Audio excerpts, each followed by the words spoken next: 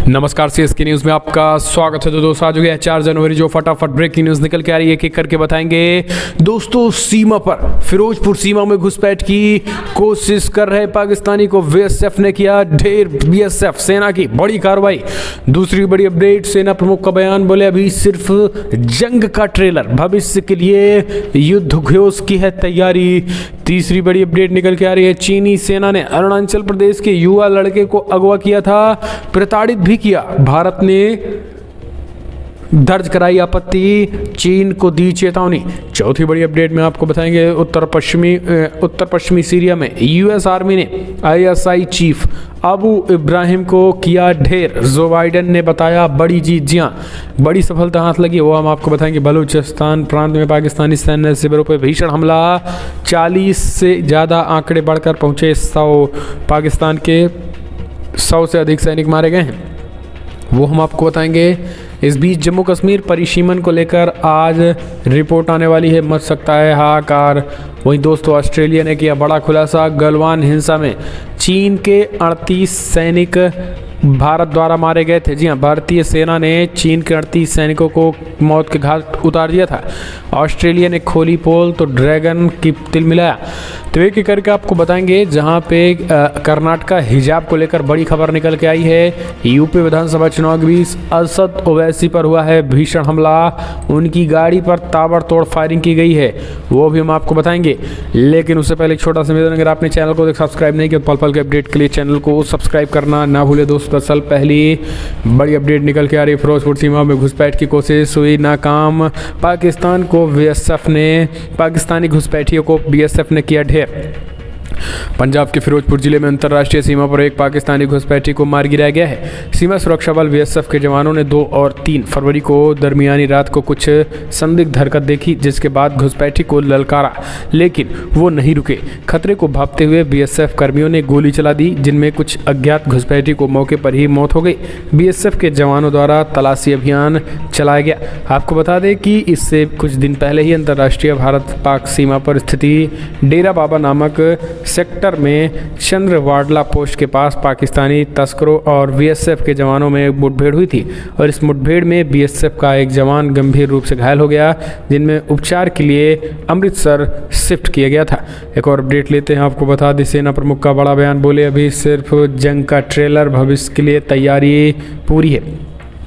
सेना प्रमुख general MM Naravane ने गुरुवार को चीन और पाकिस्तान से उत्पन्न होने वाली राष्ट्रीय सुरक्षा चुनौतियों पर अपना बयान दिया है। एक ऑनलाइन सेमिनार को संबोधित करते हुए आर्मी चीफ ने कहा है कि हम भविष्य के संघर्षों के ट्रेलर देख रहे हैं। इसी के साथ उन्होंने कहा है कि विरोधी अपने रणनीतिक लक्ष्यों को प्राप्त करने के प्रयासों के साथ जारी रहेंगे। इस बीच सेना प्रमुख ने ऑनलाइन सेमिनार में अपने एक संबोधन में कहा है कि भारत अद्वितीय, पर्याप्त और बहुडोमेन सुरक्षा चुनौतियों का सामना कर रहा है। उन्होंने कहा है कि आज के दौर में सूचना तंत्र के वक्त में ये जंग साइबर स्पेस नेटवर्क के माध्यम से लड़ी जा रही है।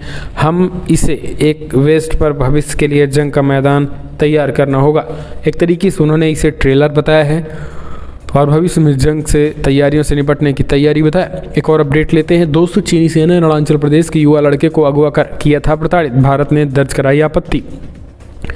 विदेश मंत्रालय ने गुरुवार को एक प्रेस कॉन्फ्रेंस की, और इस प्रेस कॉन्फ्रेंस में मंत्रालय के प्रवक्ता अरिंदम बगाची ने कई मुद्दों पर अपनी बातें रखी थी। चीनी पीपल्स लिबरेशन आर्मी द्वारा अरुणाचल प्रदेश के युवा लड़के को प्रताड़ित करने पर विदेश मंत्रालय के प्रवक्ता ने कहा है कि भारत ने इस मुद्दे को चीनी पक्ष के सामने उठाया है।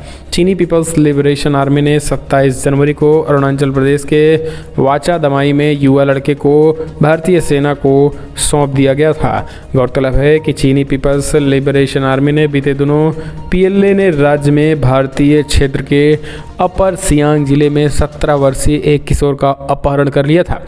तो एक बड़ी खबर निकल के आई है, और इसी को लेकर चाइना को कड़ी आपत्ति जताई है, और उन्होंने कहा है कि ये सारी चीज़ें ठीक नहीं है, और इसके कहीं ना कहीं हम एक तरीके से इस पर पूर्णतः नाराज़गी व्यक्त करते हैं, ये उन्होंने कहा है। और कहा है कि भारतीय सेना जो है इसको लेकर कहीं ना कहीं आपत्ति जो है चीनी सेना के पास भेज भी दिया गया है।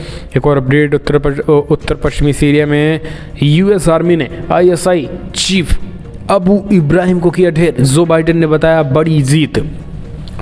अमेरिकी राष्ट्रपति जो बाइडेन ने सीरिया में अमेरिकी सैन्य बलों और आईएसआई चीफ के बीच संघर्ष पर बयान जारी कर दिया है। उन्होंने बयान में कहा है कि हमने आईएसआई के खिलाफ बड़ी जीत हासिल की है।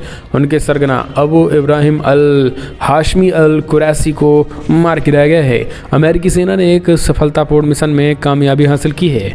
आपको बता दें, गुरुवार को व्हाइट हाउस ने उत्तरी पश्चिमी सीरिया में अमेरिकी सैन्य बलों और आईएसआई के बीच जंग को लेकर राष्ट्रपति जो बाइडेन का बयान जारी कर दिया है। दरअसल बाइडेन के बयान के अनुसार पिछली रात उन्होंने कहा, मेरे निर्देश पर उत्तरी पश्चिमी सीरिया में अमेरिकी सैन्य बलों ने अमेरिकी लोगों और हमारे सहयोगियों की रक्षा करने और दुनिया को एक सुनिश्चित स्थान बनाने के लिए सफलतापूर्वक एक आतंकवाद विरोधी अभियान चलाया। हमारे सशस्त्र बलों के कौशल और बहादुरी के लिए धन्यवाद। हमने आईएसआई के नेता अबू इब्राहिम अल हाशमी अल कुरैशी को युद्ध में ढेर कर दिया है। एक और अपडेट, बलूचिस्तान प्रांत में पाकिस्तानी सैन्य शिविरों पर हमला, वीएलए का दावा, मारे गए 100 से अधिक सैनिक। दरअसल ये हमने आपको बताया था कल कि 40 सैनिकों के मारे जाने की खबर थी, लेकिन दोस्तों असल में ये जो खास करके सैनिकों के मरने का आंकड़ा है ये बढ़ रहा है। दरअसल पाकिस्तान की बलूचिस्तान प्रांत में विद्रोहियों ने पड़ोसी मुल्क की सेना पर निशाना बनाकर हमला किया है। आतंकवादी संगठन बलूच लिबरेशन आर्मी ने इस हमले की जिम्मेदारी ली है और दावा किया है कि उसने लड़ाकों ने गुरुवार को पाकिस्तान में 2 सैन्य शिविरों में 100 से अधिक सैनिकों को मार गिराया है। वहीं अभी तक सामने आए मीडिया रिपोर्ट्स के मुताबिक हमले में 7 पाकिस्तानी सैनिकों की मौत हो गई है, जबकि 13 विद्रोही भी मारे गए हैं। आपको बता दें, गुरुवार को एक प्रेस रिलीज जारी कर दिया गया था। आतंकवादी संगठन ने कहा है कि पाकिस्तान में पंजूगर और नुस्की सैन्य शिविरों के प्रमुख हिस्से अभी भी उनके नियंत्रण में हैं। संगठन ने कहा है कि शिविरों के बड़े हिस्से को पूरी तरीके से नष्ट कर दिया गया है और इनमें 100 से अधिक पाकिस्तानी सैनिकों को भी मार दिया गया है। तो ये बेहद बड़ी खबर निकल के आई है, पाकिस्तान के लिए एक बहुत बड़ी क्षति कह सकते हैं हम। एक और अपडेट, गलवान हिंसा में चीन के 38 सैनिकों की हुई थी मौत। नदी में बह गए थे कई जवान, ऑस्ट्रेलिया ने खोली ड्रैगन की पोल पट्टी। चीन को गलवान घाटी में 2020 में कई झड़पों में कई ज़्यादा नुकसान हुए थे जितना कि उसने दावा किया था। साथ ही कई चीनी सैनिक तेज धार वाली नदी पार करते हुए अंधेरे में डूब गए थे। ऑस्ट्रेलिया के एक अखबार में बुधवार को यह दावा किया गया है कि द कलेक्शन की खबर में अनाम शोधकर्ता और चीन के ब्लॉगरों का हवाला दिया गया। इनमें कहा गया है कि सुरक्षा कारणों से उन्होंने अपना नाम उजागर नहीं किया, लेकिन उन्होंने जो पता लगाया उसमें गलवान की घटना पर पर्याप्त रोशनी पड़ती हुई प्रतीत होती है। खबर में कहा गया है कि चीन को हुए नुकसान के दावे नए नहीं हैं, लेकिन सोशल मीडिया या शोधकर्ताओं के एक समूह द्वारा दिए गए साक्ष्यों में जिन पर द कलेक्शन की खबर आधारित है, ऐसा प्रतीत होता है कि चीन को हुआ नुकसान बीजिंग द्वारा बताए गए 4 सैनिकों से कहीं ज़्यादा था। एक और अपडेट लेते हैं, आपको बता दें यूएई ने फिर मार गिराए दुश्मन के 3 ड्रोन। ट्रू प्रॉमिस ब्रिगेड नामक समूह ने ली जिम्मेदारी। संयुक्त अरब अमीरात ने बुधवार को दुश्मन के कई ड्रोन मार गिराए गए हैं। हालिया सप्ताहों में चौथी बार इस तरीके के हमले किए गए हैं और इस हमले की ट्रू प्रॉमिस ब्रिगेड नामक समूह ने जिम्मेदारी ली है। अधिकारियों का मानना है कि हमले को इराक से अंजाम दिया गया है। इससे पहले 3 बार हुए हमले में यमन के ज़्यादातर हिस्से पर कब्जा करने वाले ईरान समर्थित हाउती विद्रोहियों ने जिम्मेदारी ली है। यूएई के रक्षा मंत्रालय ने बुधवार रात बताया है कि दुश्मन के 3 ड्रोन मार गिराए गए हैं। ड्रोन आबादी वाले इलाके से दूर गिरे। इससे पहले अवलिया वाल अल हक या ट्रू प्रॉमिस ब्रिगेड से जुड़े एक ऑनलाइन अकाउंट्स पर दावा किया गया है। हम चलते हैं एक और अपडेट लेते हैं, आपको बता दें दोस्तों एनएसए पाकिस्तान गिड़गिड़ाया, कहा भारत अगर चाहे तो हम व्यापार करने को तैयार। गेंद भारत के पाले में, हम आगे बढ़ना चाहते हैं लेकिन बेहतर माहौल चाहिए। दरअसल दोस्तों पाकिस्तान के राष्ट्रीय सुरक्षा सलाहकार Moid Yusuf the Indian express को दिए इंटरव्यू में भारत के साथ संबंधों में आने वाली बाधाओं के बारे में बात करते हैं। हाल ही में उन्होंने कनेक्टिविटी और जियो इकोनॉमिक्स पर केंद्रित अपनी पहली राष्ट्रीय सुरक्षा नीति जारी की। पाकिस्तान की राष्ट्रीय सुरक्षा नीति पड़ोस में प्रतिगामी और खतरनाक विचारधारा के बारे में बात करती है जिनमें हिंसक संघर्ष की संभावना बढ़ जाती है। आपको बता दें कि इंडियन एक्सप्रेस की तरफ से साक्षात्कार में राष्ट्रीय सुरक्षा सलाहकार पहला सवाल पूछा गया कि आप भारत की बात करते हैं लेकिन क्या आप अफगानिस्तान से निकलने वाली अस्थिरता को पाकिस्तान के लिए राष्ट्रीय सुरक्षा के मुद्दे के रूप में नहीं देखते हैं। इस तरीके से उन्होंने बड़ी बातें की और उन्होंने कहा कि भारत हम आगे बढ़ना चाहते हैं, लेकिन बेहतर माहौल भारत की ओर से भी आना चाहिए। एक और अपडेट, कर्नाटक का हिजाब विवाद हम नहीं चाहते, शिक्षा संस्थान दो समुदाय का युद्ध क्षेत्र बने, ये एक पवित्र स्थान, बोले शिक्षा मंत्री वीसी नागेश जी। हम दरअसल कर्नाटक के उडुपी में छात्राओं की हिजाब पहनने को लेकर जारी विवाद के बीच कर्नाटक के शिक्षा मंत्री वीसी नागेश ने कहा है कि हम नहीं चाहते हैं कि शिक्षा संस्थानों में दो समुदाय का युद्ध क्षेत्र बने और ये एक पवित्र स्थान है और प्रत्येक छात्र का सामान महसूस करना चाहिए। हमने साफ रुख अपनाया है कि संस्थाओं के परिसर में ऐसा नहीं किया जाना चाहिए। उडुपी हिजाब विवादों पर उन्होंने कहा है कि हमने कहा कि हम समिति बनाएंगे जो अगले शैक्षणिक वर्ष तक अंतिम रिपोर्ट देगी और सरकार उस पर कड़ा रुख अख्तियार करेगी। तो दोस्तों एक और अपडेट, ओवैसी ने काफिले पर हमले का किया दावा, एआईएमआईएम सांसद की गाड़ी में लगी गोलियां। दरअसल मेरठ से दिल्ली जा रहे एआईएमआईएम चीफ असद ओवैसी के काफिले पर हमले की खबर है। हैदराबाद के सांसद ने कहा है कि उनकी गाड़ी पर गाजियाबाद के डासना में 3-4 राउंड फायरिंग की गई थी। उन्होंने खुद को महफूज बताया है। ओवैसी में कार में गोलियों के निशान दिखाते हुए तस्वीरें भी ट्विटर पर साझा की हैं। ओवैसी ने ट्विटर पर लिखा है, कुछ देर पहले ही छिजरासी टोल गेट पर मेरी गाड़ी पर ताबड़तोड़ गोलियां चलाई गई, 4 राउंड फायरिंग की गई, 3-4 लोग थे, सब के सब भाग गए और हथियार वहीं छोड़ गए। मेरी गाड़ी पंक्चर हो गई, लेकिन मैं दूसरी गाड़ी में बैठकर वहां से किसी तरीके से निकल पाया। हम सब महफूज हैं अल्हम्दुलिल्लाह। पुलिस मामले की जांच में जुट गई है, एक आरोपी को हिरासत में भी लिया गया है। लेकिन ओवैसी पर इस तरीके की हमला को लेकर आप कैसे देखते हैं, सुझाव दें। एक और अपडेट, प्रयागराज में नामांकन करने जा रही योगी सरकार कैबिनेट मंत्री सिद्धार्थनाथ पर हमला, आरोपी के पास मिले ब्लेड बरामद। नामांकन के लिए जा रही योगी सरकार के कैबिनेट मंत्री सिद्धार्थनाथ सिंह पर एक युवक ने हमले का प्रयास किया। इनमें हड़कंप मच गया, पुलिस ने उसे गिरफ्तार कर लिया गया और उसके पास से ब्लेड और केमिकल बरामद किए गए हैं। योगी सरकार के कैबिनेट मंत्री सिद्धार्थनाथ सिंह बृहस्पतिवार को नामांकन करने के लिए जा रहे थे। इसी बीच एक युवक जो भाजपा का पुराना कार्यकर्ता है, उसने मंत्री पर हमले का प्रयास भी किया है और वो मंत्री तक पहुंच पाता कि लोगों ने उसे दबोच लिया। इससे हड़कंप मच गया, उसे तत्काल पुलिस के हवाले कर दिया गया। भाजपा पार्षद अखिलेश सिंह ने बताया है कि मौके पर वो भी मौजूद थे। आरोपी युवक सिद्धार्थनाथ तक नहीं पहुंच सका था। सिद्धार्थनाथ अपने कार्यकाल। हम चलते हैं और अपडेट, सेना प्रमुख ने बनाई खतरनाक रणनीति, चाइना और पाकिस्तान के खिलाफ पूर्वी सैन्य कमान के नए कमांडरों के साथ की बैठक। भारतीय सेना के उत्तरी व पूर्वी सैन्य कमान के 2 नए मुखिया मिल गए हैं। उत्तरी व पूर्वी कमान संभालने के नए कमांडर चीफ ने सेना प्रमुख के साथ चीन और पाकिस्तान को घेरने के लिए रणनीति बनानी शुरू कर दी है। दरअसल सेना प्रमुख जनरल मनोज मुकुंद नरवणे उत्तरी व पूर्वी सैन्य कमान के नए कमांडर इन चीफ के साथ पाकिस्तान और चीन की सीमा की स्थिति को लेकर बैठक कर रहे हैं। इसके अलावा हाल ही में उप सेना प्रमुख का पदभार संभालने वाले lieutenant general Manoj Pande vice chief of army staff के रूप में पहली बार इस बैठक में शिरकत की है।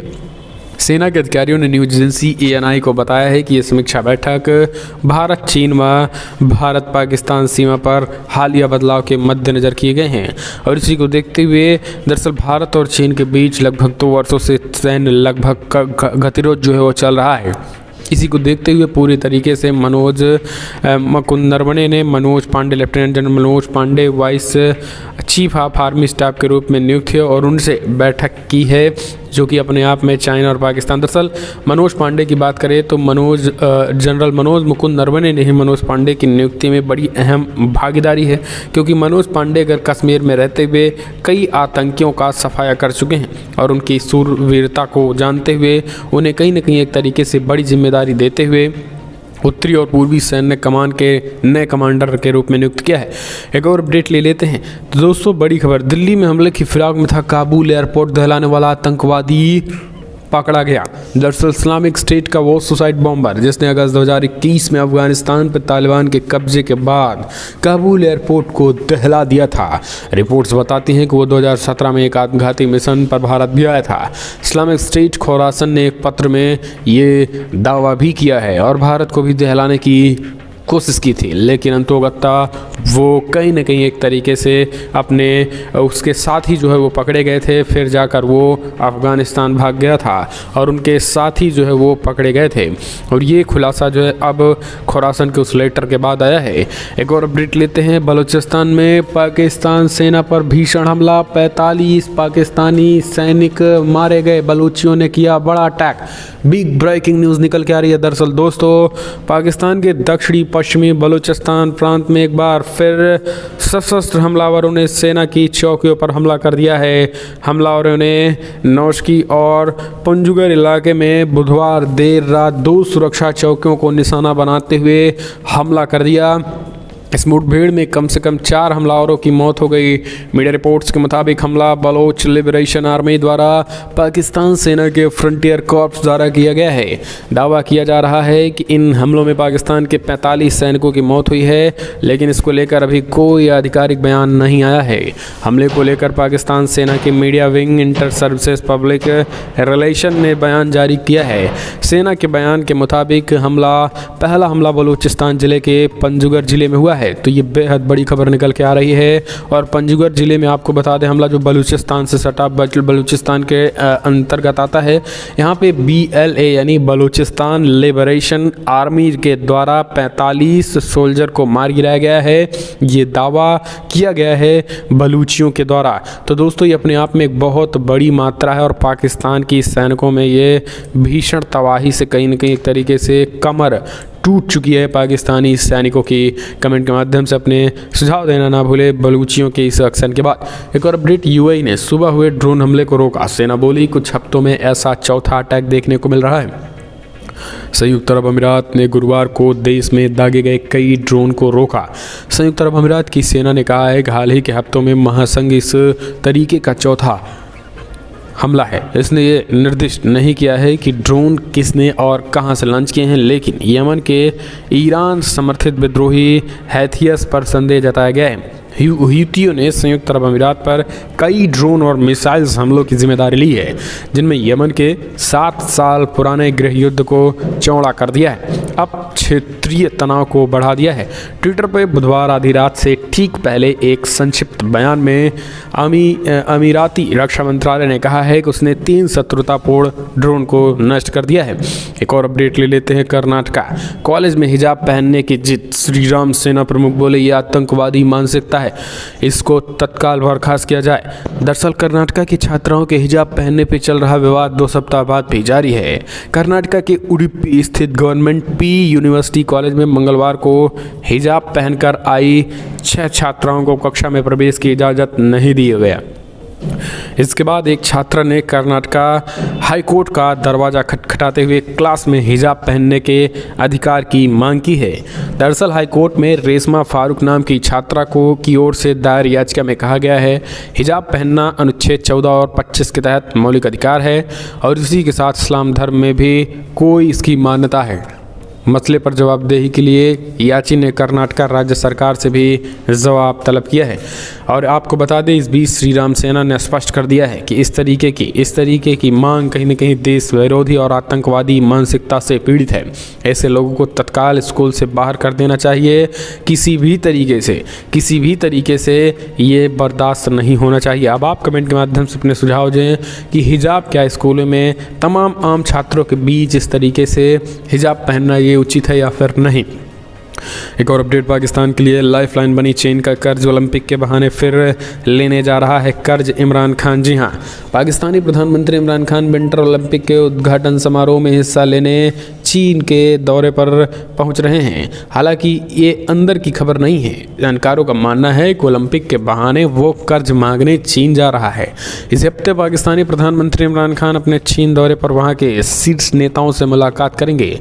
दरअसल पाकिस्तानी विदेश मंत्रालय के प्रवक्ता ने प्रधानमंत्री खान के इस दौरे में मद्देनज़र मीडिया से बातचीत में कहा है कि इसमें दोनों देशों के बीच हमेशा से कायम रही रणनीतिक साझेदारी और गहरी होगी। उन्होंने कहा है कि इसमें नए दौरों में साझा भविष्य को ध्यान में रखते हुए चीन पाकिस्तान समुदाय बनाने में भी मदद मिलेगी। तो दोस्तों, पाकिस्तान कंगालिस्तान बन चुका है। हम चलते एक और अपडेट ले लेते हैं। बड़ी खबर निकल के आ रही है दोस्तों, जहां पर आपको बता दें उत्तर प्रदेश चुनाव में रेड अलर्ट और ग्रीन अलर्ट से आप बच के रहें। ये हरा और लाल मिलकर पर यूपी को तबाह करना चाहते हैं। दरअसल उत्तर प्रदेश में होने वाले विधानसभा चुनाव के लेकर विभिन्न दलों के नेताओं जनता अपनी पार्टी को आकर्षित करने के लिए चुनाव प्रचार तेज कर दिए। हर पार्टी के स्टार प्रचारक यूपी में घूम घूम कर एक दूसरे पर जमकर प्रहार कर रहे हैं। इसके अलावा चुनावी वादे भी कर रहे हैं। इसी क्रम में भाजपा के वरिष्ठ नेता अमित शाह ने समाजवादी पार्टी पे जमकर हमला बोला। उन्होंने बदायूं जिले के सहसवास विधानसभा क्षेत्र में जनता को संबोधित करते हुए कहा है कि सपा बसपा के बुआ भतीजा राज में उत्तर प्रदेश माफिया का केंद्र बन गया है। अब माफिया केवल 3 स्थानों पर मौजूद हैं। माफिया या तो यूपी से बाहर है